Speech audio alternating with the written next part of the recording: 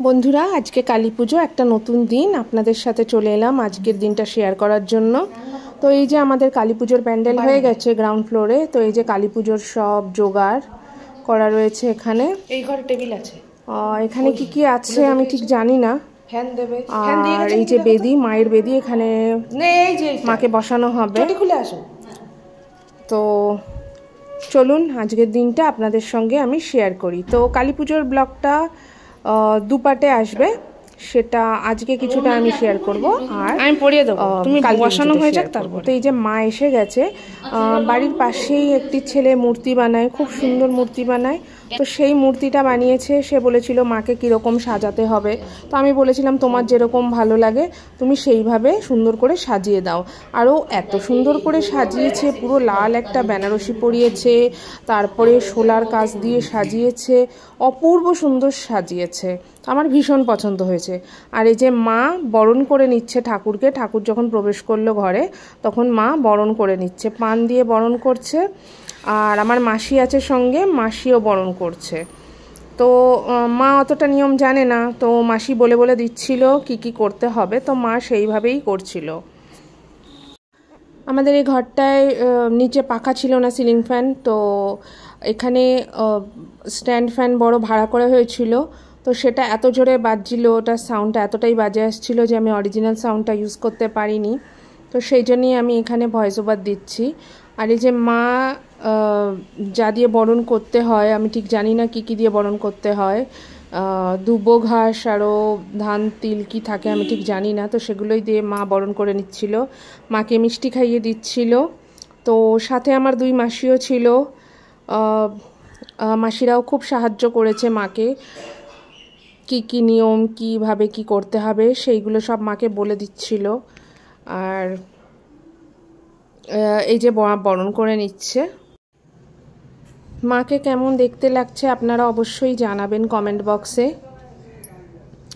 আর ভিডিওটা শেষ পর্যন্ত দেখবেন, পরের পার্টটা পরের দিন আসবে। হচ্ছে মাসি দাঁড়িয়ে আছে, মাসি পুরো বাজার ঘাট সবই করেছে আমারই মাসি। আর কি কি রান্না হচ্ছিল সেগুলো মাসি দেখে দিচ্ছিল। আর আমি এই যে বরণ করে নিচ্ছি, আমিও জানি না নিয়মকানুনগুলো, মা আর মাসি আমাকে বলে বলে দিচ্ছিল, তো আমি সেইভাবেই করছিলাম।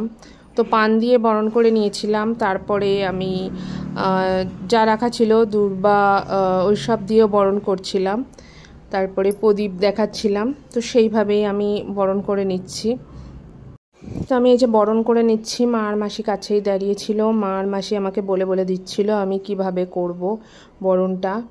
তো তারপরে এই যে এই ছেলেটি পাশেই থাকে, আর এরাই মূর্তি বানায়, নিজের হাতে মূর্তিটা বানিয়েছে, এত সুন্দর করে বানিয়েছে যে আমরা চৌকি ফেরাতে পারছিলাম না। ও জিজ্ঞেস করেছিল যে মাকে কীরমভাবে সাজাতে হবে, কি কি গয়না পরাতে হবে। তো আমি বলেছিলাম যে তুমি এত সুন্দর করো, তুমি তোমার মনের মতো করেই সাজিয়ে দাও মাকে, সেটা যেরকমভাবে যা গয়না দিলে ভালো লাগে সেই গয়না দিয়েই তুমি সাজিয়ে দাও। আমি মায়ের জন্য একটা বড় ওড়না কেড়েছিলাম, তো সেটাই আমি এখন মাকে পরিয়ে দিচ্ছি। ওড়নাটা এত সুন্দর লাগছিল মাকে পরানোর পরে যে কি বলবো। বেদিতে বসানোর পরে আমি আর মা আবার করে বরণ করে নিচ্ছি মাকে, প্রদীপ দেখিয়ে ধূপকাঠি জ্বালিয়ে সুন্দর করে বরণ করে নিচ্ছি। আমি আর মা একসঙ্গে আরতি করে নিচ্ছি মায়ের বেদিতে বসানোর পরে। মাকে এত সুন্দর লাগছে দেখতে যে আমি চোখই ফেরাতে পারছি না মায়ের মুখের থেকে, এত সুন্দর লাগছে মাকে দেখতে। তো আরতি করতে করতে আমি মায়ের মুখের দিকেই তাকিয়েছিলাম। আমি আর মা আরতি করে নেওয়ার পরে মাসি আর মা আরতি করছে ঠাকুরের। তো আমি বারবার মায়ের দিকে তাকাচ্ছিলাম, এত সুন্দর লাগছিল মাকে যে আমি বলে বোঝাতে পারবো না। মা আর মাসি সুন্দর করে আরতি করলো। আমার আরেক মাসি, আমি বললাম যে তুমি মায়ের সঙ্গে ছবি তোলো। তো মা এই যে প্রদীপ জ্বালিয়ে দিচ্ছে ঠাকুরের সামনে। আমি ডেকোরেটার্সদের যেভাবে বলেছিলাম যে এমনভাবে সাজাও যাতে লাল আর হলুদের কম্বিনেশান থাকে, তো ওরা ওরকমভাবেই সুন্দর করে সাজিয়ে দিয়েছিল। আর ওরা বেদিটাকে লাল কাপড় দিয়ে ঢেকেও দিয়েছিল, যার জন্য এত সুন্দর লাগছিল দেখতে কি বলবো।